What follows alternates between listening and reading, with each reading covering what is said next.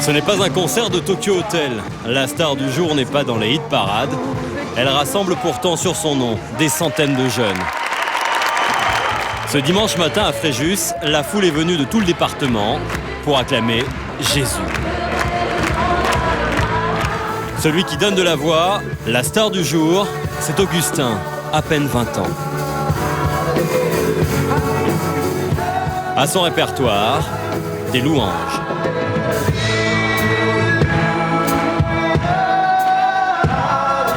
Augustin, tout le monde l'adore ici, c'est normal. Il s'appelle le Dieu, comme son père. Et c'est son vrai nom. On est loin des cantiques et des églises, là, Augustin. Disons que c'est des cantiques remasterisés, quoi. C'est le nouveau dans l'ancien.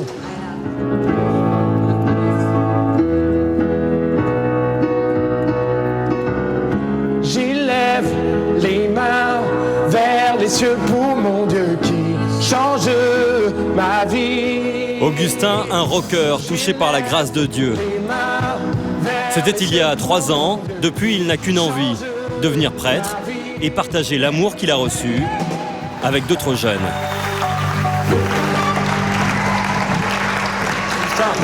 Alors qu'est-ce que vous ressentez là après ce Je suis heureux. concert presque Je suis heureux. Non, pas ce concert, c'est de la louange, vraiment. On évite le concert.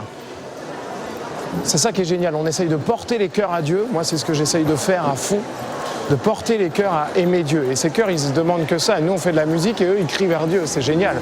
Ô Seigneur, entends. C'est au cours d'un week-end comme celui-là, un week-end pour jeunes catholiques, qu'il a eu la révélation de sa vie. Il avait tout juste 17 ans. Comment peut-on se consacrer à Dieu, lui sacrifier une vie entière, avoir le coup de foudre? Augustin, mais aussi Blanche, Cécile ou Nathalie ont accepté de nous le raconter.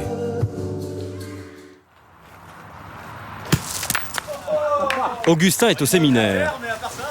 Oh, c'est mauvais! Il vit dans cette petite communauté d'apprentis religieux. 10 hommes au premier étage de cette maison, 2 femmes au rez-de-chaussée. Chacun son bureau, son ordinateur et même son profil Facebook. Sur le sien, Augustin a anticipé le nom de son futur employeur, Jésus. C'est quoi le sujet? Le sujet de mon devoir. Ça va vous édifier. Choisissons-nous notre existence. Et alors? Et alors c'est long comme réponse. Il y a à peine 2 ans, la religion, ce n'était pas vraiment son truc. Certes, sa famille était catholique, pratiquante, 7 frères et sœurs, mais lui jouait les rebelles, les rappeurs et même les caïds dans sa banlieue de Rouen. Aujourd'hui, sur les murs de sa chambre, les idoles chrétiennes ont remplacé les stars de sa jeunesse tourmentée. Je passais mon temps à regarder des images pornographiques, des films pornographiques, et ça m'a pourri la tête. Et ensuite, sachant que ma mère voyait que la situation lui échappait, puisque j'étais un peu double jeu, j'étais pas pareil à l'extérieur qu'à la maison, et ben elle m'a, je dis proposé, mais c'est pas très juste, elle m'a ordonné d'aller dans un week-end de prière pour les adolescents. Et alors? Et alors ce week-end de prière pour les adolescents, c'est le week-end qui a transformé ma vie. Je suis arrivé dans un lieu, comme vous avez vu tout à l'heure, où je me suis dit, qui c'est ces tarés? Je me suis calé au fond, en mode gangster, vous voyez, j'étais posé comme ça, là. Du genre j'assure, mais en fait, je suis pas très à l'aise. Ils étaient en train de prier, la plupart des jeunes avaient les mains levées, ils avaient l'air d'être amoureux de quelqu'un, je savais pas qui. Et j'ai senti le samedi après-midi une espèce d'énorme puissance au-dessus de ma tête. C'est là que les mots deviennent impuissants à expliquer, puisque ça les dépasse infiniment. J'ai senti une espèce de force au-dessus de ma tête incroyable, comme si quelqu'un, et là j'insiste sur ce mot, quelqu'un était au-dessus de moi et me montrait combien il est puissant. À ce moment-là, je me suis dit, Augustin, t'es pas le seul caïd dans cette salle, il va falloir se détendre. J'ai commencé à rentrer dans une position un peu d'humilité. Et à ce moment-là, j'ai senti étrangement, expérience étrange qui m'est arrivée qu'une fois et qui a été le basculement de toute ma vie, j'ai senti mon genou trembler comme ça arrivait jamais. Et alors je me suis dit, qu'est-ce qui t'arrive, mon pote, qu'est-ce qui t'arrive? Et j'ai senti dans le fond de mon cœur, et ça, vous pouvez pas faire cette expérience, si vous n'avez pas cette relation avec Jésus. J'ai senti dans le fond de mon cœur, Dieu me demandait, est-ce que tu veux bien tomber à genoux devant moi? est-ce que tu veux bien tomber à genoux? Et tellement il y avait d'amour, à un moment j'ai dit à Dieu d'accord. Et à ce moment-là, allez savoir, je me suis fait zapper les genoux. Je suis tombé à genoux à ce moment-là. Là, vous avez vu, j'ai ralenti, mais la dernière fois, je suis tombé, bim, je me souviens du choc. Et comme avec le choc, comme si toute la colère, toute la haine, les images pourries que j'avais vues qui me collaient à la tête étaient tombées. Je me suis retrouvé comme un petit enfant devant Dieu, presque avec une paix, un calme et une joie incroyable. Et alors à cette seconde, j'ai choisi Dieu, et puis depuis, chaque seconde, j'essaye de le choisir plus. Voilà. Son appel, c'était le 19 février 2004, à 10h30, précise. Depuis, Augustin a rejoint le séminaire de la Castille, le plus grand de France, entre Fréjus et Toulon. L'objectif de ce cours, c'est de vous introduire dans certaines méthodes. Une soixantaine d'étudiants enchaînent les cours, psychologie, sciences, culture générale. Mais la matière principale, c'est bien sûr la théologie. Un cursus long, 7 ans, pour une charge lourde, devenir prêtre. C'est un appel, vous savez, quand même énorme d'être prêtre. On va passer sa vie à dire que le Tout-Puissant peut tout et qu'il veut le bonheur pour chacun de ceux à qui on va les parler. Donc il faut un peu être solide pour ça. Vous voyez, il y a un nombre d'épreuves qui m'attendent et moi, j'ai pas trop de 7 ans pour apprendre à me former. Non, je suis pas pressé, non. Je suis pas pressé. Je suis heureux, mais je suis pas pressé. S'il va au bout de son choix, Augustin sera ordonné prêtre dans 5 ans. Sur ce chemin qui les mène à Dieu, certaines que nous avons rencontrées ont fait un choix encore plus radical. Des femmes qui ont tout abandonné pour mieux s'abandonner à Dieu. Des religieuses qui ont accepté de nous parler. Je vous raconte une petite histoire qui est arrivée ici. Il y a le neveu d'une sœur, en fait, qui était à jouer devant le portail, là, avec son petit vélo. Et puis, il voit une sœur s'approcher du portail pour ouvrir le portail. « Hé, ma sœur, mais qu'est-ce que tu fais ?»« Bah, tu vois, je vais composer le code pour ouvrir le portail. »« Ah non, non, non, ma sœur, surtout, faut pas faire ça. »« Ah bon, dit la sœur, mais pourquoi faut pas faire ça ?»« Oh, mais parce que si tu ouvres le portail, toutes les sœurs vont s'échapper. » Derrière le portail, derrière cette frontière de 2 mètres de haut, quelque part en Dordogne, l'abbaye d'Échourgnac. 200 hectares de terre, un monastère de sœurs trappistes livrées à Dieu, coupées du monde. Chose rare, nous avons pu partager leur quotidien pendant 1 semaine, à condition, nous avait-elle dit, de pouvoir les suivre. L'activité la plus importante, c'est la prière.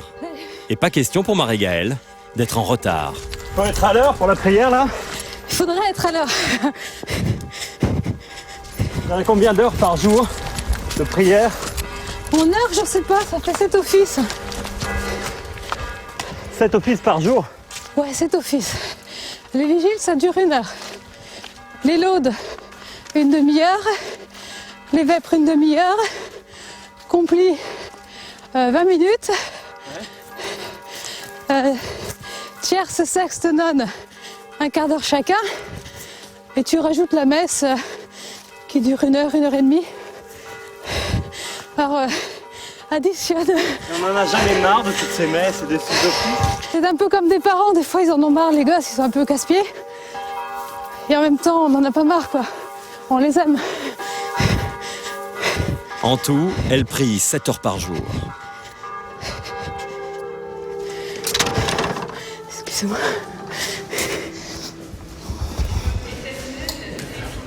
Après sa course effrénée, Marie-Gaëlle a juste le temps de revêtir sa coule, l'habit que portent les religieuses pour les offices. Mais elle est en retard. Celui du matin a déjà commencé. Toutes les sœurs sont déjà là.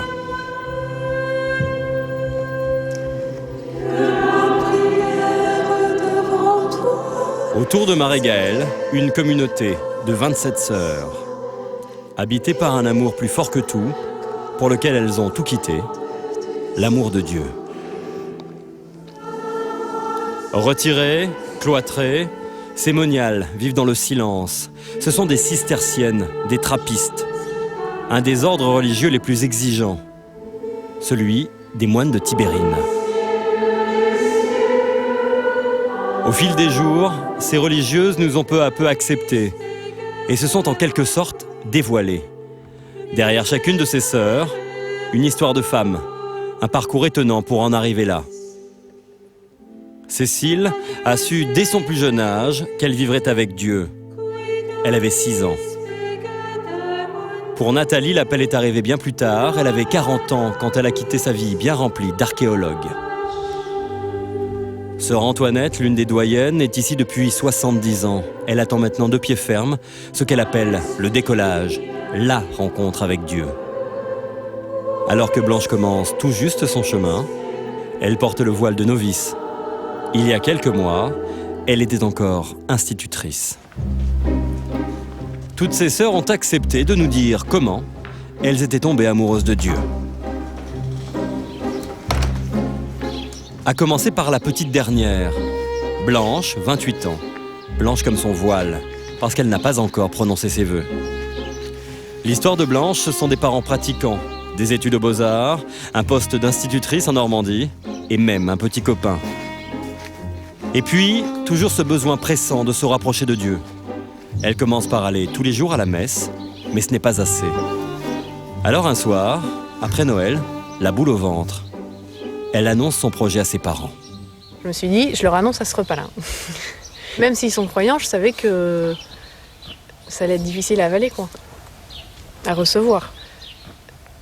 Et donc j'ai attendu, je me suis dit, je le dis pendant ce repas-là. J'ai attendu le dessert. Et j'ai pris 3 pêches avant de... C'était des petites pêches, hein, mais quand même. Et là, je me suis dit, vas-y, lance le morceau, parce que... Et donc là, je leur ai dit... Quoi ? Tu leur avais dit quoi ? Et ben, je leur ai dit... alors, je sais plus exactement comment j'ai dit, hein, mais je leur ai dit, j'ai quelque chose d'important à vous dire. Et j'ai décidé que j'allais entrer à la trappe des Chourgnacs. Enfin, quelque chose comme ça. Hein. Et ils savaient ce que ça signifiait, parce que ne plus manger avec eux, plus de fêtes de famille, enfin... Ou de manière différente. Ils savent que... alors évidemment, ne pas avoir d'enfants, ne pas marier, etc. Ils réagissent comment ? Alors sur le coup, je crois là, ils avaient un peu... ils étaient vachement émus. Et puis je sais qu'après, ils ont pleuré. Hein. Mais... Enfin, ce que je comprends. Hein. Renoncer à être mère quand on a 25 ans, un sacrifice pour ses parents et pour elle-même. Mais c'est vrai que c'est un grand renoncement. C'est pas... faut pas le mettre, dire voilà, on n'aura pas d'enfants, et puis voilà. De fait, c'est un renoncement qui est sérieux, quoi. Et c'est pas rien. C'est-à-dire, c'est important de se le dire. Enfin, de me dire, voilà, là, de cette vie-là, je décide que, du coup, je n'aurai jamais d'enfants. Pour l'instant, ça m'est pas trop... Vous voyez, ça me déchire pas le cœur. Peut-être, j'en sais rien, peut-être que dans quelques années, ce sera plus difficile. Mais... Pour l'instant, ça ne l'est pas trop. Mais Blanche n'a pas renoncé uniquement à la maternité. Elle a tiré un trait sur ses passions de jeune fille, l'amour des voyages, de la montagne, des randonnées avec sa sœur, le plaisir de voir ses petits-neveux et son grand frère régulièrement. Elle a renoncé à tout, y compris à la parole, pour vivre dans le silence. C'est l'une des règles les plus importantes dans cette communauté, y compris quand on épluche des potirons.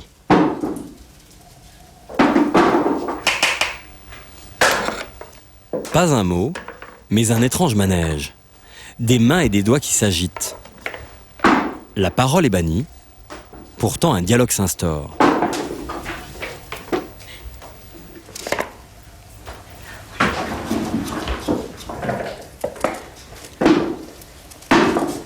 Impossible de traduire, les cisterciennes communiquent avec une langue des signes qui leur est propre.